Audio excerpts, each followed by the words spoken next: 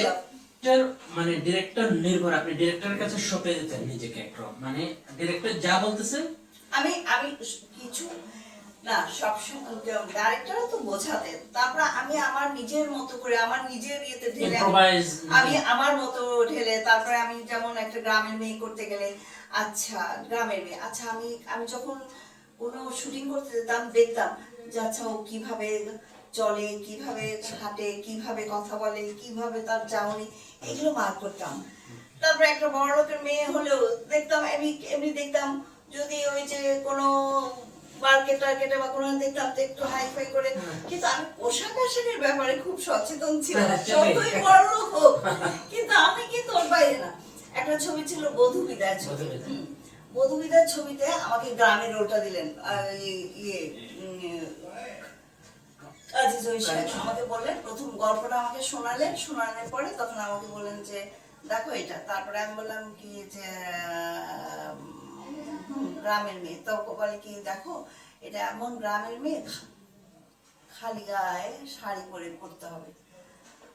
তখন আমি যখন আমি বললাম কাজী ভাই এই ক্যারেক্টার,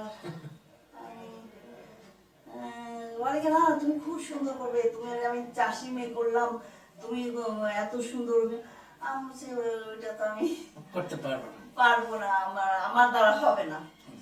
যতই হোক মানে এক একটা নিজস্ব একটা ই থাকে, ভাবনা চিন্তা। আমার আমি বললাম না আমি এটা আমার দ্বারা হবে না। তখন বলে আচ্ছা ঠিক আছে, তখন আমাকে শহরের রোলটা দিলেন, কবরীকে দিলেন ওই রোলটা, গ্রামের রোলটা, গ্রামের রোলটা। হ্যাঁ, এমনি ছবি বাছাইয়ের ক্ষেত্রে তখন আপনি কোন বিষয়টাকে সবচেয়ে বেশি প্রাধান্য দিতেন? আপনার ক্যারেক্টার, গল্প না পরিচালক? ভালো পরিচালক পাইছি নিশ্চয়ই ছবি না, আমি আগে দেখতাম আমার গল্পটা আর আমার চরিত্রটা আগে দেখতাম সবচেয়ে প্রথম আমার, তারপরে দেখতাম ডাইরেক্টর।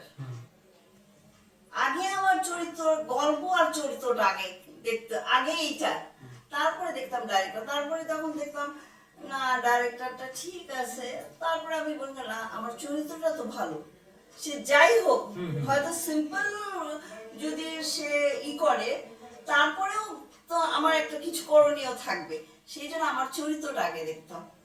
কোনো একটা সময় দেখা গেল ধরেন খুব ভালো ডিরেক্টর, ভালো গল্প পেয়ে গেছেন, আর্টিস্টটা যেটা ধারণা করছেন সেটা হয়নি, এরকম কি কখনো হয়েছে?